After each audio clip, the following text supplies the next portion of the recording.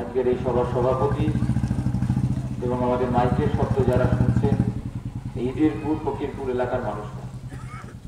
মূলত আমাদের সভা কিছুক্ষণ শুরু হয়েছে। আমাদের ছাত্র নেতা কমরেড আশিক আপনাদের কাছে বেশ কয়েকটা কথা বলেছে। আপনারা আশিকের কথার মধ্য দিয়ে বুঝতে পেরেছেন যে আগামী 13 তারিখ আমাদের দেশের যে লোকসভা নির্বাচন ইতিমধ্যে শুরু হয়ে গেছে। আজকে আমাদের রাজ্যে তৃতীয় দফার নির্বাচন প্রায় শেষ হবে বলছে, এবং এর পরের দফা চতুর্থ দফার যে নির্বাচন, সেই নির্বাচনে আমাদের রাজ্যে যে কটা লোকসভা কেন্দ্রে নির্বাচন হবে তার মধ্যে আপনারা যে লোকসভা কেন্দ্রের অধিবাসী, যে লোকসভা কেন্দ্রে বসবাস করেন, বর্ধমান দুর্গাপুর লোকসভা কেন্দ্রের নির্বাচন।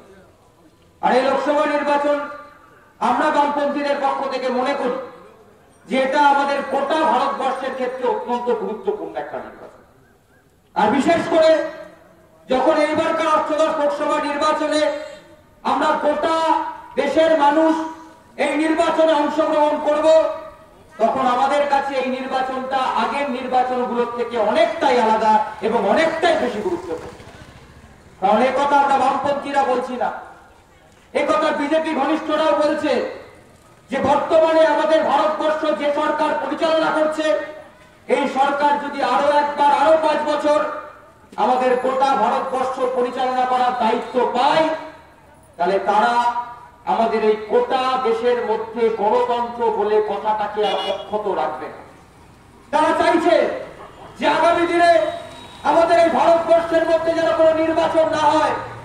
আগামী দিনে আমাদের ভারতবর্ষের সংবিধানে 1950 সালে বি.আর. আম্বেদকররা যখন সংবিধান রচনা করেছিল, সেই সংবিধানের 29 থেকে 33 নম্বর পাতায় আমাদের গোটা ভারতবাসীর গণতান্ত্রিক পরিকাঠামো ব্যবস্থা নিয়ে যখন তারা আলোচনা করতে গেছিল, তখন তারা স্পষ্টভাবে কথা ইঙ্গিত দিয়েছিল যে 18 বছরের ওপরে যে কোনো ভারতবাসী তার দেশের সরকারকে নির্বাচিত করার জন্য তার গণতান্ত্রিক প্রক্রিয়া নির্বাচনে অংশগ্রহণ করতে পারবে। কিন্তু বর্তমানে যে সরকার পরিচালনা করছে, সে সরকার চায় না যে আমাদের দেশকে পরিচালনা করবে।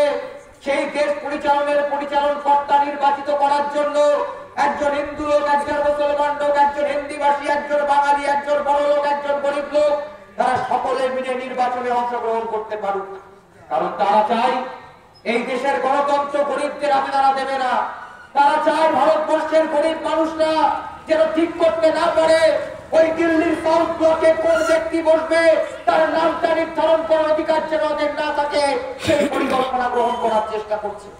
তাই তো শুধু আমরা বামপন্থীরা বলছি না, আমাদের দেশের যে প্রাক্তন অর্থমন্ত্রী ছিল নির্মলা সীতারামন, সেই নির্মলা সীতারামনের স্বামী যখন বলছে, তিনি প্রকাশ্য দিবালোকে বলছে যে নরেন্দ্র মোদী যদি আরো একবার প্রধানমন্ত্রী হয়ে যায়, তাহলে তিনি চাইবেন না আগামী দিনে ভারতবর্ষে নির্বাচন হোক। কারণ নির্বাচন মানে কি? নির্বাচন মানে নির্বাচিত করার ক্ষমতা। নির্বাচন মানে মানুষ ঠিক করবে তার পৌরসভার এলাকা থেকে কাউন্সিলর হবে। নির্বাচন মানে ঠিক করবে তার পঞ্চায়েত এলাকা থেকে পঞ্চায়েত প্রধান হবে, কে পঞ্চায়েতের মেম্বার হবে। আর নির্বাচন মানে এটাই দেশের প্রধানমন্ত্রী ঠিক করা, দেশের মুখ্যমন্ত্রী ঠিক করা। কিন্তু বর্তমানে এই বিজেপি সরকার এই ভোট গ্রহণ পদ্ধতিটাকেই তারা কার্যকরী করার জন্য কখনো মুখোমুখি হচ্ছে না। তাই আমরা বামপন্থীরা বলছি, আশিক অনেকগুলো কথা বলে গেছে, কিন্তু সব থেকে গুরুত্বপূর্ণ বিষয় হলো এইবারকার নির্বাচন আমাদের গোটা দেশকে আগামী দিনে রক্ষা করার নির্বাচন।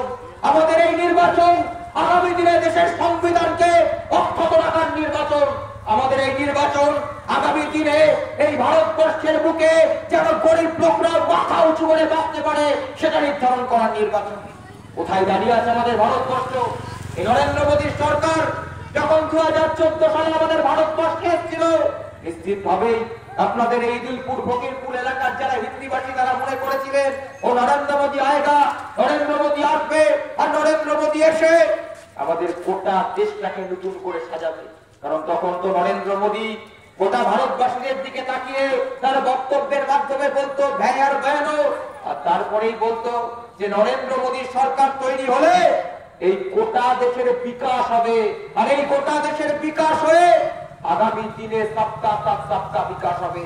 সবকা সাথ সবকা বিকাশ মানে তখন আপনারা যারা এই এলাকার টোটো চালক ভাইরা আছেন, আপনারা যারা ওই সবজি খেতে চাষ করেন, আপনারা যারা সকালবেলা উঠে ওই আলমগঞ্জে মিল মালিকের কাছে কাজ করতে যান, তখন আপনারা ভেবেছিলেন যে নরেন্দ্র মোদী সবকা সাথ সবকা বিকাশের কথা বলছে আর তারপরে কতগুলো গ্যারেন্টির কথা বলছে। তার মানে নরেন্দ্র মোদী এমন একটা দেশ তৈরি করবে যে দেশটা হবে রবীন্দ্রনাথ ঠাকুরের কবিতার মতো সকলের জন্য সকলের তরে, অর্থাৎ সকলে যেন খেয়ে পড়ে বাঁচতে পারে এমন একটা দেশ তৈরি করবে নরেন্দ্র মোদী সরকার। কিন্তু আজকে আপনারা দেখতে পাচ্ছেন আপনাদের অভিজ্ঞতা থেকে যে আমাদের কথা না, আপনারা প্রত্যেকদিন আপনাদের জীবন থেকে অনুভব করবেন যে বর্তমানে যে বিজেপির সরকার, বিজেপির গভর্নমেন্ট 10 বছর আমাদের দেশকে পরিচালনা করেছে। এই 10 বছরে আমাদের দেশে বড় লোকরা প্রত্যেকদিন বড় লোক হয়েছে, আর আমাদের দেশে গরিব মানুষরা মুখিয়া মজদুর থেকে শুরু করে কৃষক থেকে শুরু করে একজন যুবক যে ক্যাজুয়াল স্টাফের কাজ করে তারা প্রত্যেকদিন গরিব হয়েছে। আপনারা যারা টোটো চালান, আপনারা যারা এই এলাকাতে বিভিন্ন মিলে কাজ করতে যান, আপনারা আপনাদের পকেটের দিকে তাকিয়ে দেখুন যে আপনাদের ইনকাম এই 10 বছরে কিন্তু বাড়েনি।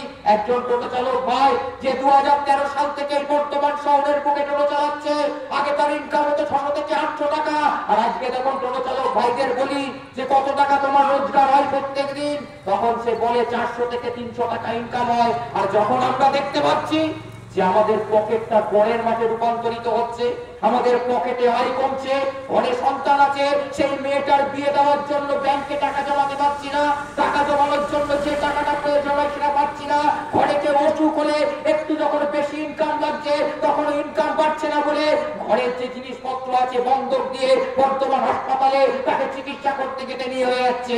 ঠিক তখনই এই গোটা ভারতবর্ষ জুড়ে, এই গোটা পশ্চিম বাংলা জুড়ে, আপনাদের ইদিলপুর, আপনাদের ফকিরপুর এলাকা, এই এলাকার মানুষ যখন দেখছে তাদের জীবনটা প্রত্যেক দিন আরো খারাপ থেকে খারাপে রূপান্তরিত হচ্ছে, তখন আমরা দেখতে পাচ্ছি যে নরেন্দ্র মোদী বলেছিল সবকা সাথ সবকা বিকাশের কথা। সেই নরেন্দ্র মোদী আমলে আমরা দেখতে পাচ্ছি এই দেশের যারা বড় লোক, ওই আদানি আম্বানি থেকে শুরু করে বিভিন্ন কর্পোরেট সংস্থা, রিলায়েন্স, তাদের প্রত্যেক দিনকার ইনকামটা বাড়ছে। আমরা দেখতে পাচ্ছি এই ভারতবাসীরা যখন তাদের অর্থনৈতিক উপার্জন থেকে সরে আসছে, তাদের অর্থনৈতিক উপার্জন হচ্ছে না, তখন আমরা দেখতে পাচ্ছি ভারতবর্ষের বুকে এই ভারতবর্ষের বুকে ইনকাম বাড়ছে আদানি আম্বানিদের, ওই বড় লোক সংস্থাদের, আর আমাদের প্রত্যেক দিন আয় কমছে। তাই তো আমরা প্রশ্ন করতে চাই যে নরেন্দ্র মোদীর সরকার 2014 সালে এসে বলেছিল সবকা সাথ সবকা বিকাশ, আর আপনাদের এলাকার মানুষ আমরা সবাই মিলে ভেবেছিলাম সবকা সাথ সবকা বিকাশ মানে আপনার এলাকায় যে কৃষক পরিবার আছে সেই কৃষক পরিবাররা বেশি পরিমাণে ফসলের দাম পাবে। সবকা সাথ সবকা বিকাশ মানে আমরা ভেবেছিলাম আপনার এলাকার যে শ্রমিক ভাই আছে, মজদুর ভাই আছে, যে এই মিলে কাজ করতে যায় তার ইনকামটা বাড়বে। সবকা সাথ সবকা বিকাশ মানে ভেবেছিলাম আপনাদের পাশের যে স্কুলটা আছে হিন্দি স্কুল, ওই স্কুল থেকে পড়াশোনা করার পর যখন হাই স্কুলে পড়তে যায়, তারপরে কলেজে পাস করে গ্র্যাজুয়েট হয়, সেই ছেলেটা সবকা সাথ সবকা বিকাশ মানে চাকরি পাবে। সবকা সাথ সবকা বিকাশ মানে ভেবেছিলাম আমাদের পরিবারের মহিলারা সুরক্ষিত থাকবে, আমাদের পরিবারের মহিলারা নিরাপদ থাকবে।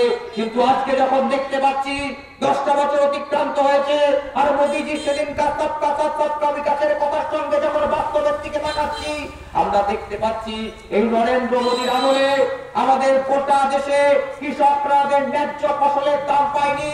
আপনারা আপনাদের অভিজ্ঞতা থেকে বুঝতে পারছেন যে আজকে সার কিনছেন কত দামে, আজকে কীটনাশক কিনছেন কত দামে, আজকে জমিতে যখন মজুর লাগাচ্ছেন মজুরদের মাইনা দিচ্ছেন কত টাকা, আর তারপরে যে টাকাটা আপনার খরচ হচ্ছে, খরচ হওয়ার পর যে সবজিটা বাড়িতে তুলছেন, যে ধানটা বাড়িতে তুলছেন, তার উপযোগী কি আপনি ফসলের দাম পাচ্ছেন?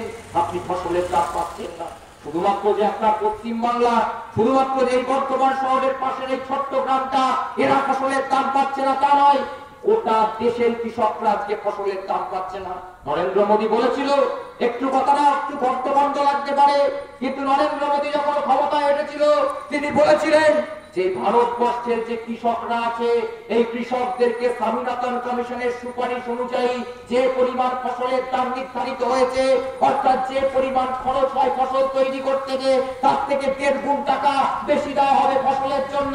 আজকে আমরা দেখতে পাচ্ছি সেই কৃষকরা ফসলের দাম পাচ্ছে না।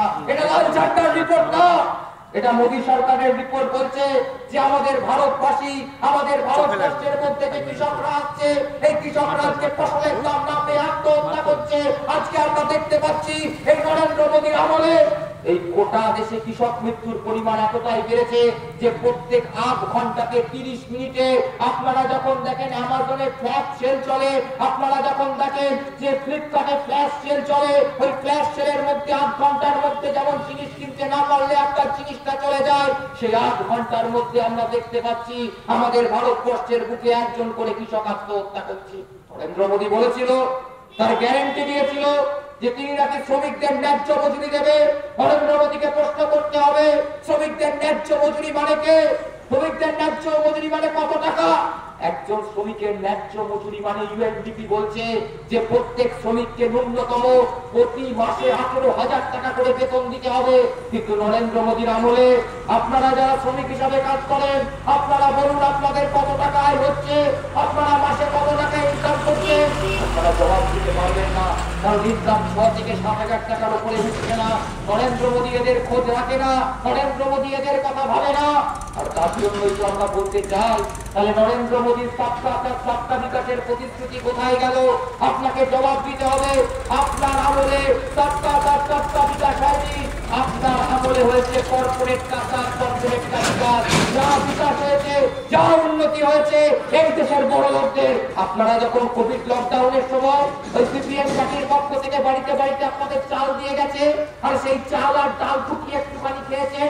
আপনার ঘরের সন্তান যখন বাইরে একটুখানি বেরোতে পারেনি, আপনার ঘরের সন্তান যখন উত্তরপ্রদেশ থেকে, কেরল থেকে, গুজরাট থেকে কাজ পেলে পায়ে হেঁটে বা ওই যে দম বন্ধ হয়ে যাওয়া একটা ট্রেনে করে বাড়ি ফিরে এসছে, যখন আপনারা দেখতে পেরেছেন গোটা ভারতবর্ষ, গোটা পশ্চিম বাংলার মানুষের আয় উপার্জন কমেছে, তখন এই ভারতবর্ষের বুকে বড় লোক দলগুলো, ওই বড় লোকদের মানুষ, আদানি, আম্বানি, রিলায়েন্স কোম্পানি, এদের ইনকাম 11 গুণ বৃদ্ধি পেয়েছে। আমরা বলছি কেন বৃদ্ধি পেল? আর আমরা দেখতে পেলাম যে আপনাদের এলাকার একজন টোটো চালক ভাই একজন 4 চাকা গাড়ি কিনেছিল হয়তো কোথা থেকে লোন নিয়ে, সেই লোন যখন সে নিয়ে একটা 4 চাকা গাড়ি কিনলো, আর 4 চাকা গাড়ি কেনার পর যখন পরের দিন থেকে লকডাউন হয়ে গেল, যখন বলে দেওয়া হলো 4 চাকা গাড়ি আর রাস্তায় নামতে পারবে না, যখন বলে দেওয়া হলো টোটো চালক ভাইরা যে তার নিজের বইয়ের গয়নাটা বন্ধক রেখে ওই টোটোটা কিনেছিল, সেই টোটোটা চালাতে পারবে না, তখন আমরা বামপন্থীদের পক্ষ থেকে বললাম যে যারা লোন নিয়েছে ওদের লোন